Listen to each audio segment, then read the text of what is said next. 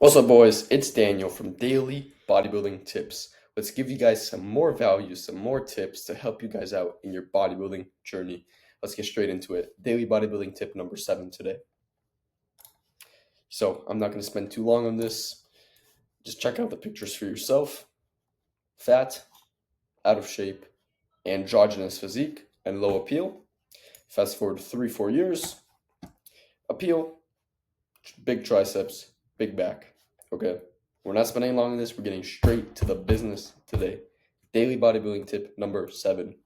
Why skipping cardio is holding you back. Don't end up like a typical bodybuilder. What happens to typical bodybuilders? They have their career, and midway through their career, age 25, 30, 35, boom, dead. Heart attack, stroke,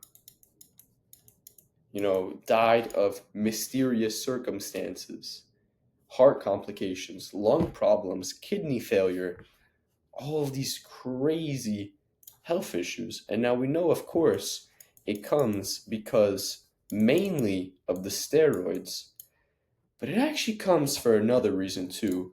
And that reason is skipping out on cardio, not doing your cardio.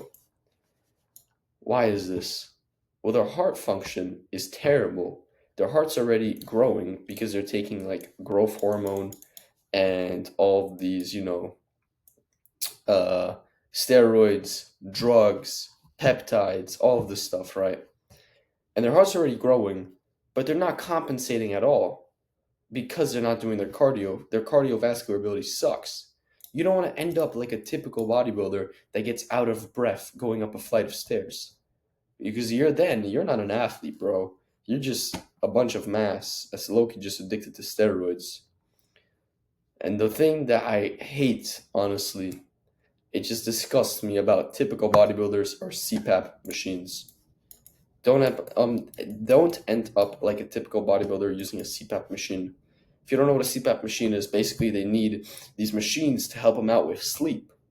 Partly because of the steroids, partly because of how big they are, and partly because they don't even do their cardio. Look at this. They have to sleep with these machines on their face. You see this? Improving sleep for increased gains. As if you don't see the problem of what's going on in this picture. Guys, ignorance is not bliss. Don't be an ignorant bodybuilder. Don't end up like a typical bodybuilder. And yeah, maybe you could have sleep apnea genetically, but a bunch of these issues are not even from sleep apnea. They're from steroids, which of course is in the bodybuilding game, and I admit that, of course, right? But the other thing is skipping cardio. So we're going to cover in this video the 3 benefits as to why you should not be skipping cardio. And later on, once you realize that, we'll actually speak about how much cardio should you be doing. So 3 benefits to doing cardio. 3 notable ones, at least. Of course, there are numerous benefits, like better mitochondria function, all these longevity stuff. But in terms of bodybuilding, 3 main benefits pop out at me the most. Number 1, you can push your sets harder. What do I mean by you could push your sets harder? Think about, for example, when you're squatting. When you're squatting, maybe around like the 5th, 6th, 7th rep, 8th rep, assuming you fail at 10 reps. That's like you fail at 10 reps. 5th, 6th, 7th, 8th rep comes. They start to slow down the reps. Why? Because you're spending more time at the top of the movement when your muscles are under the least amount of tension, simply trying to catch your breath. Catch your breath because your cardiovascular function is not good enough to be pumping the nutrients and the oxygen to your muscles quick enough during the set. So when you have a good cardiovascular ability, when you do your cardio, you're able to push your sets harder because you have more oxygen during the sets. Now, if you know anything about cars, an engine needs air to run. Okay, there's no engine with no air. Similarly, there's no muscle stimulus. There's no muscle hypertrophy without oxygen. Imagine having to do your whole workout trying to gasp for air the whole time. Likely the workout wouldn't be that good. You feel like you're getting drowned the whole time. So that's benefit number one. You're able to push your sets harder simply because you have more oxygen. You're able to recover quicker. The heart is able to pump the nutrients and the oxygen and flush out, you know, the waste products out of the muscle quicker because your heart is just so much more efficient. Similarly, in between sets, you're able to rest with not as much time. So your workout, for example, doesn't take as much time. Perhaps you're a busy person because your heart rate can go back to the baseline quicker. It doesn't take 7 minutes to recover from a squat set, maybe more like 4 minutes. So that's just like a hidden bonus of the first benefit of doing cardio. So we have you can push your sets harder, and obviously in between sets you're able to go quicker, able to recover faster. Benefit number two, you get a you get a better pump. Like we speak about before, when your heart is more efficient, you're able to receive nutrients to a higher degree. You're able to get more oxygen. The heart is able to pump blood more efficiently into the muscle, and then you get a better pump. And we know that pump is correlated directly to fun. And what happens when you have fun? You want to go to the gym more. So that's a very good benefit of doing your cardio is you get a better pump. It's like night and day. Your heart is just so much stronger. It's able to give you a fresh pump. You're in one set into your workout and you already feel pretty freaking pumped. As before, it would take you maybe 4 sets, 5 sets to get as equal of a pump. And even then, by the end of the workout, you have a better pump. The muscle has more blood inside it. The muscle was able to receive the nutrients and receive the blood more efficiently through the heart, which is working equally as hard, but it's able to work more efficiently to a higher degree, to a better level. Okay, so that's benefit number two of why you should not be skipping your cardio, is you get a better pump. And benefit number three now is you have a healthy heart. I know a lot of people, healthy is kind of like an arbitrary word. It's more just like conventionally healthy, conventionally unhealthy. But trust me, bro, from somebody who had a health scare in the past from bodybuilding, it's not worth it. On the operating chair or in the ambulance, you're not thinking about the muscles. You're thinking about just being with your family because you don't want to die, bro. You don't want to be taken out by something so silly that's just so materialistic as bodybuilding. Of course, bodybuilding is great, but when it interferes with your health, like for example, we see in the CPAP machines, it's just not worth it, man. You see, it's just not worth it, dude. Yeah. You have a healthy heart. You're going to live longer. Your days are going to be more enjoyable. It's like you're not going to be out of breath on such silly things like going up the stairs or playing some basketball with your friends. You're going to be more mobile. You're not going to have like health scares or just like silly things going on that's going to actually take more time off your bodybuilding journey when you have to be going to like doctors and all these other things that take time away from cardio, take time away from eating, take time away from training, etc., etc. So that's the third benefit. You have a healthy heart. So let's just recap. Number one, you could push sets harder, more oxygen. You're able to work out more efficiently. Number two, you get a better pump. More blood into the muscle. More efficiently, the blood is getting pumped into the muscle. And it's more fun. Better pump, more fun. We know that directly correlated. And number three, you have a healthy heart. No health scares. You don't end up on a CPAP machine.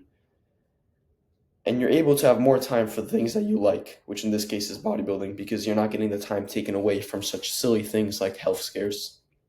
So I'm sure by now you know to be doing your cardio. You understand that it's good for you. It's in fact actually beneficial. You see tangible results because it's not like something like vitamin D3.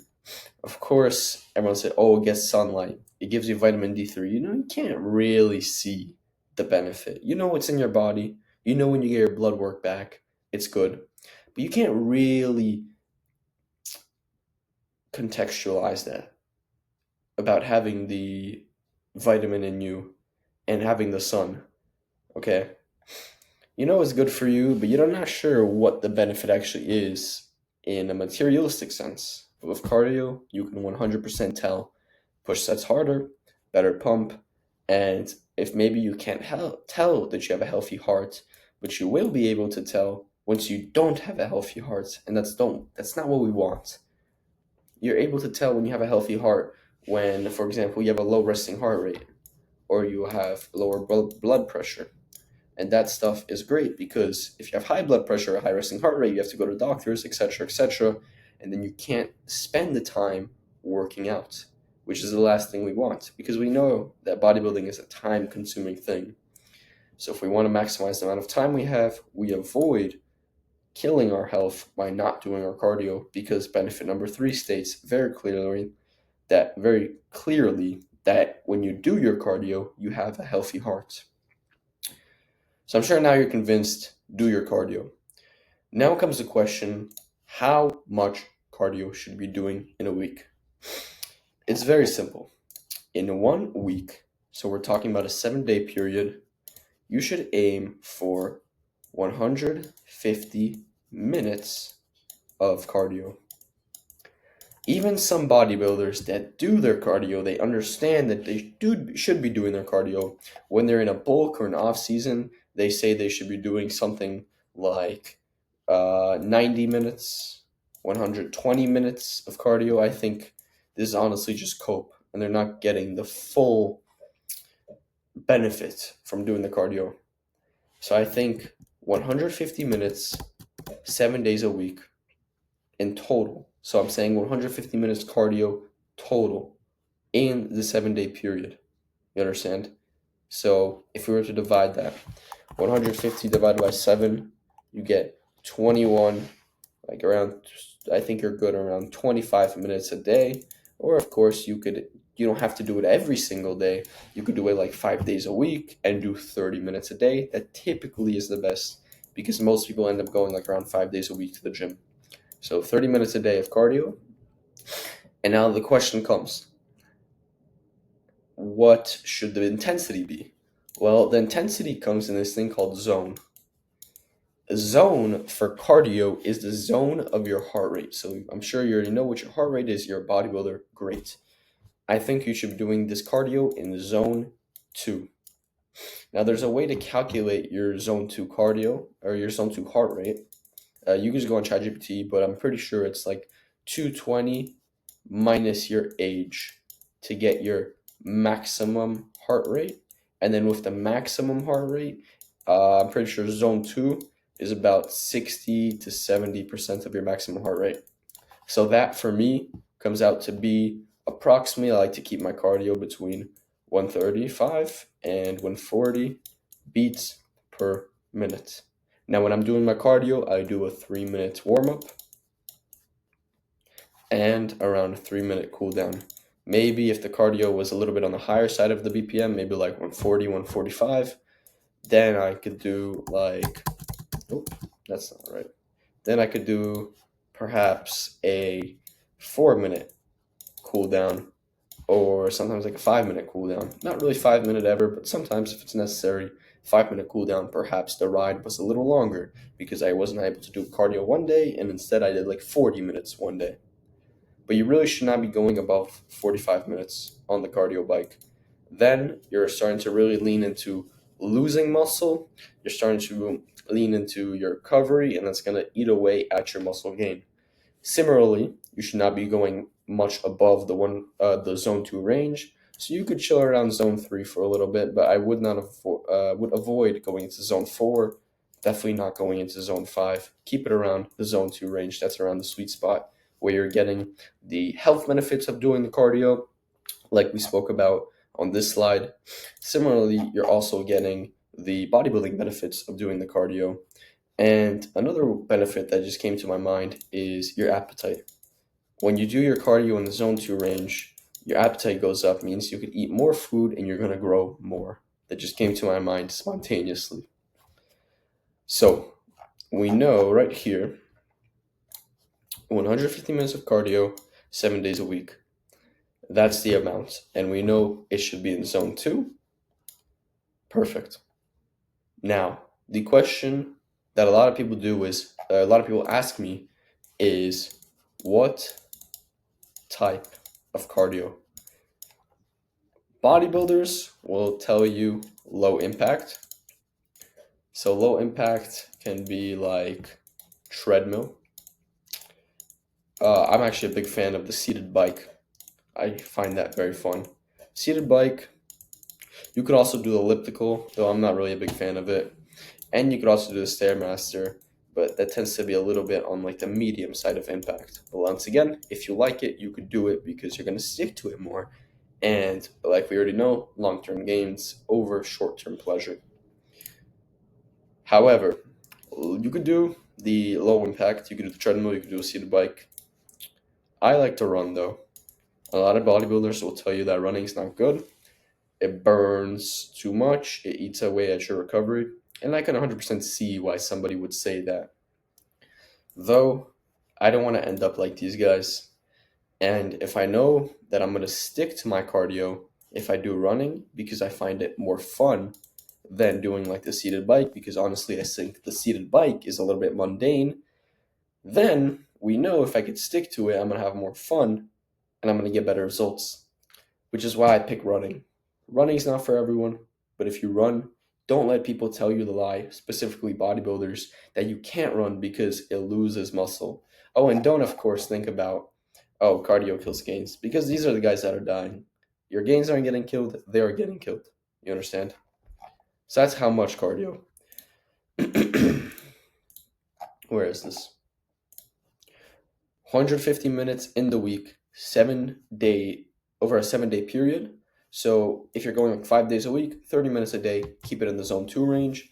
And like we said, what type of cardio? Low impact options, preferably like a treadmill, like the elliptical, like the seated bike. Though, if you like to run, if you like to swim, that's also a viable option. Do what you can stick to, what you find fun, because that will lead to better results. Okay? So that is the question covered. How much cardio? So this was daily bodybuilding tip number 7. Why skipping cardio is holding you back. Boys, it is so important, of paramount importance, to be doing your cardio, especially as a bodybuilder. You don't have to be some endurance athlete who's doing like 250 minutes of cardio a week, because then at that point you're getting diminishing return, right? You're not getting the benefit. Well, you actually are getting the benefit, but then you're getting more of the cardio benefit, and of course we're bodybuilders, then we're eating away at recovery. So we don't have to be like David Goggins, Iron Man, eating away at recovery doing that. But baseline, like we said, how much cardio? 150 minutes over a 7-day period comes out to be about 30 minutes a day. Like we said, let's just recap really quickly. Why should we be doing our cardio?